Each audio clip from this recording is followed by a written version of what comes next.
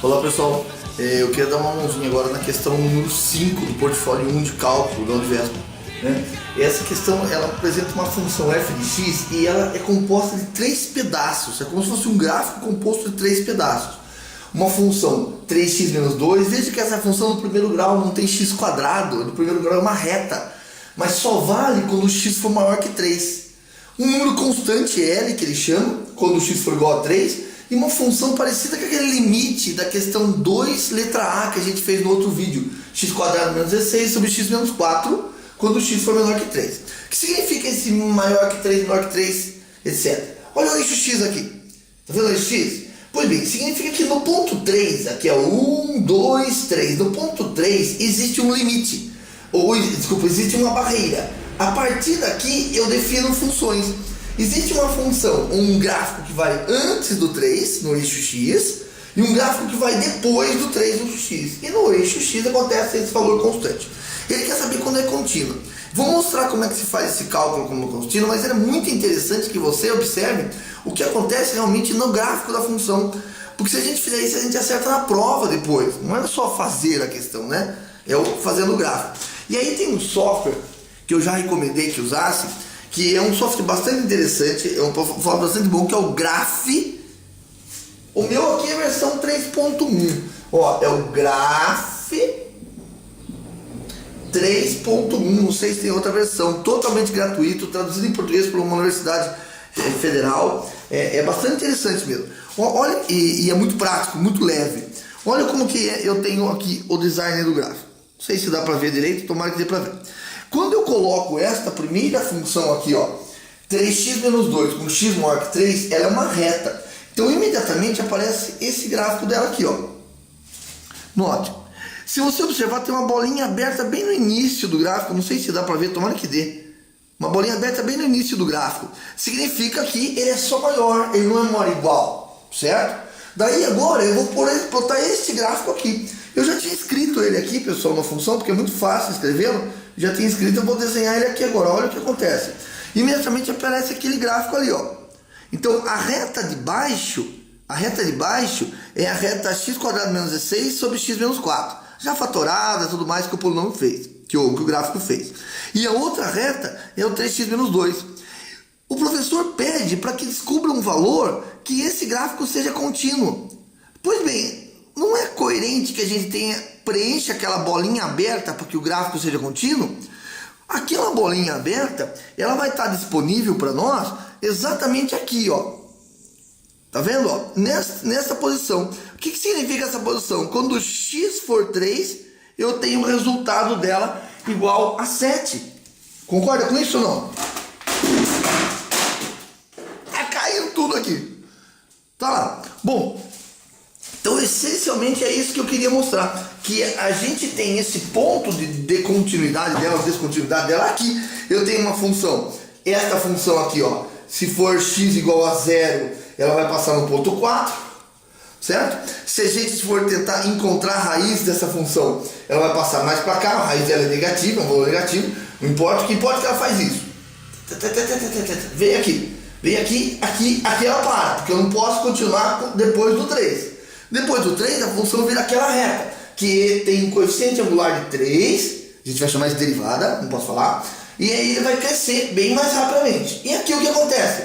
No ponto 3, acontece dela passar pelo 7 aqui, ó. Pelo 7. Quer dizer que se a função der 7, quando o x for igual a 3, ela vai ser uma função contínua. Então a resposta aqui é igual a 7, pelo desenho do gráfico. Como é que a gente prova isso matematicamente? Fazendo limite pela esquerda e limite pela direita dessas duas funções, quando eles estão tendendo a 3, pela direita e pela esquerda. E aí a gente observa que os valores que eu espero que deem são resultados iguais a 7. Eu espero que chegue 7 aqui, espero que chegue 7 aqui, portanto ali é o 7, para ter continuidade na função do limite pela esquerda e limite pela direita, conforme o teorema que o professor falou. Vou fazer um exemplo agora aqui para vocês verem, um minutinho só.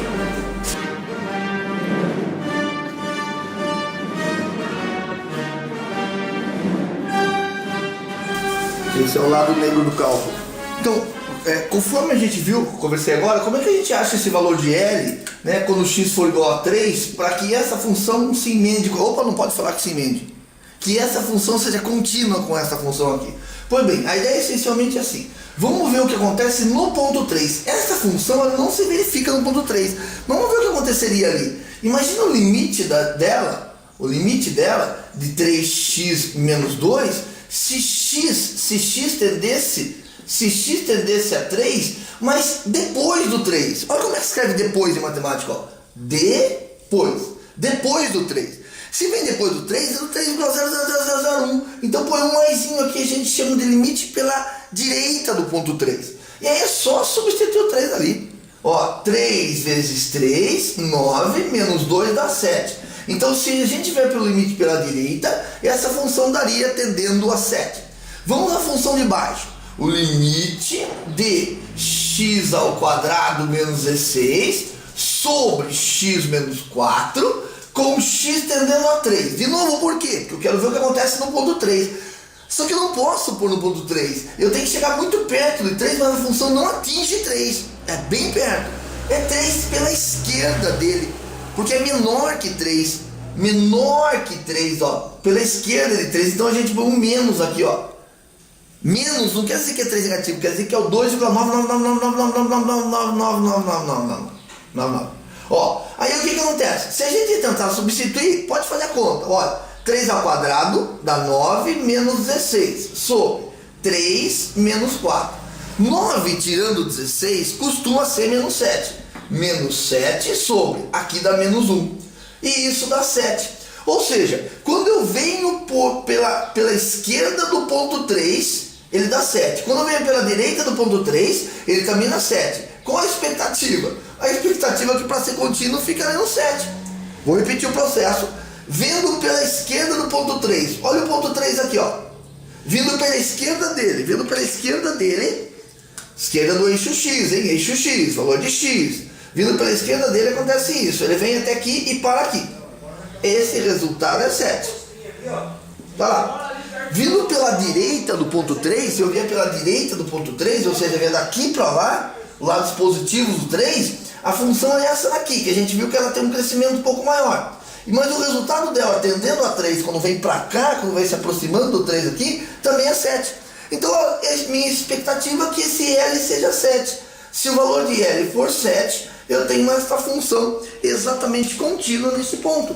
Olha, vou repetir aqui para a gente ver. A função fica contínua naquele ponto se a gente colocar uma bolinha fechada ali. Se a gente colocar uma bolinha fechada ali, eu posso tentar fazer isso só fazendo uma. E aí a função fica contínua naquele ponto. Ok? Espero que eu tenha ajudado mais uma vez nesse exercício 5 aí, tá? Se puder fazer um comentário, ele ajuda, porque eu preciso saber se eu estou indo rápido demais, lento demais, se é bom parar, se não está ajudando muita gente, se está ajudando muita gente, não está. Tá bom? Valeu, pessoal.